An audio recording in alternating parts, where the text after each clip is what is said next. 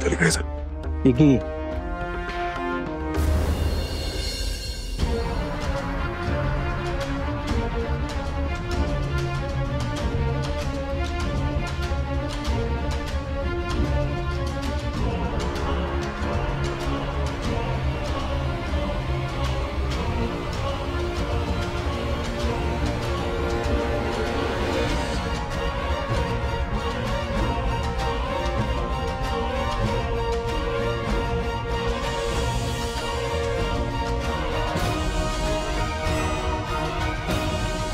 हे भास्कर, इथं कशाला आणलेस?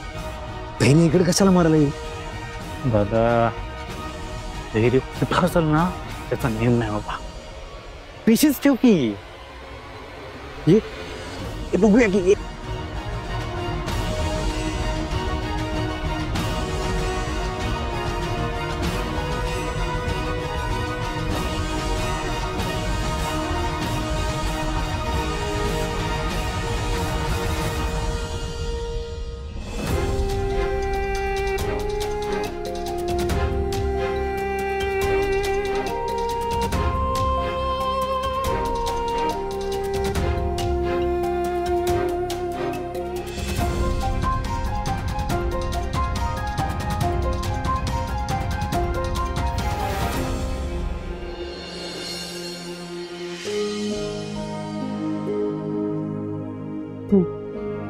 बसा. नाही नका, मी ठीक आहे.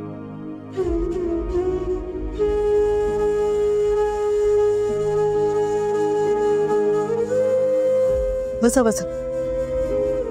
काळ्या दे. मला जरा बोलायचंय तुमच्या संग. सॉरी पण आता नाही बोलू शकत मी. नाही म्हणजे मला अपमान नाही करायचा आहे तुमचा, पण बाहेर बरंच काम पेंडिंग आहे, ते मला लवकरात लवकर पूर्ण करायला पाहिजे. सो आपण प्लीज नंतर बोलूया.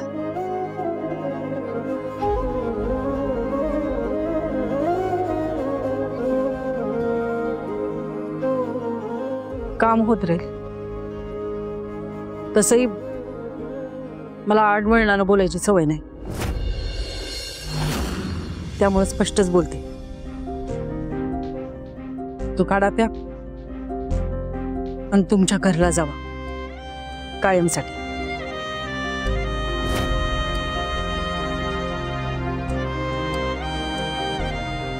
काय ना, तुम्ही अशा 100 परीक्षा जरी पास केल्या तरी माझा आणि भाऊंचा निर्णय नाही बदलणार.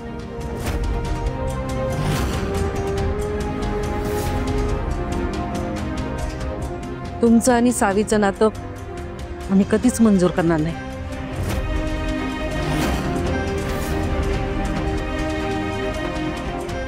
आई अगं सावे, मधी बोलू नको सावे. आतापर्यंत तूच बोलत होतीस आणि स्वतःच्याच मनाचं खरं करत होतीस. मी आले तुझ्या मधी, आता मधी बोलू नकोस.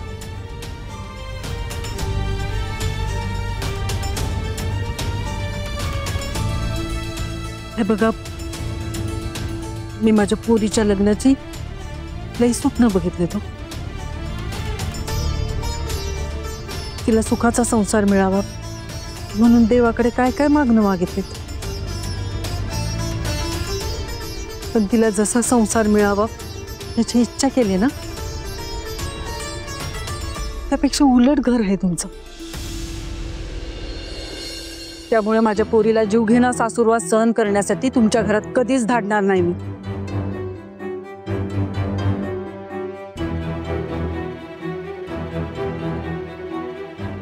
ते काही म्हणून मी हात जोडते तुमच्या पुढं. हो तर पदर पसरते. तुम्ही आत्ताच्या आत्ता इथं निघून जा. माझ्या पोरीच्या आयुष्याचं वाटोळ नका करू.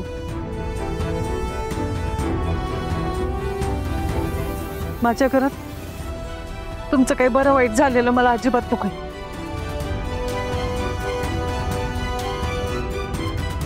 आधीच तुमच्यामुळं आणि तुमच्या घरातल्यांमुळं माझ्या घराने खूप सहन केलंय हो.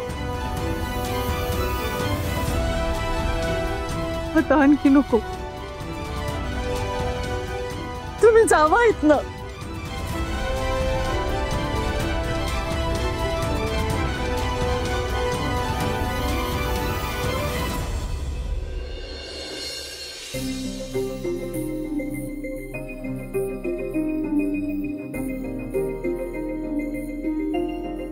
तुम्ही मला माझ्या आईसारख्या आहात. प्लीज असे हात जोडू नका प्लीज.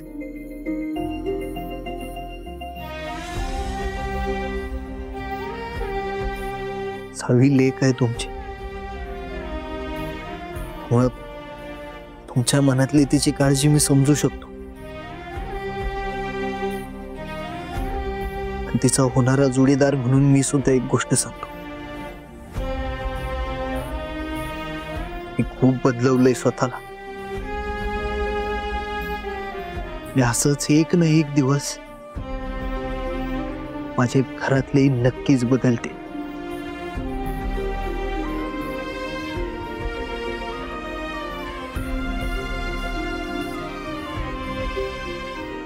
आणि तेव्हा सावीसाठी सासर म्हणून मुजुमदारांचं घरच योग्य असेल.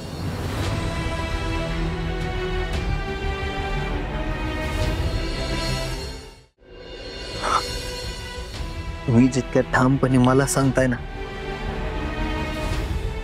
त्यापेक्षा कितीतरी पटीनं जास्त ठाम आहे मी माझ्या प्रेमावर.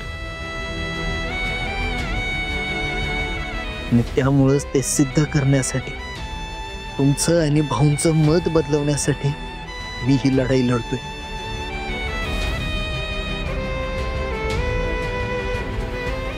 आई, मी लग्न करणार तर सावीशीच, तेही तुमची आणि भाऊंची परवानगी घेऊन.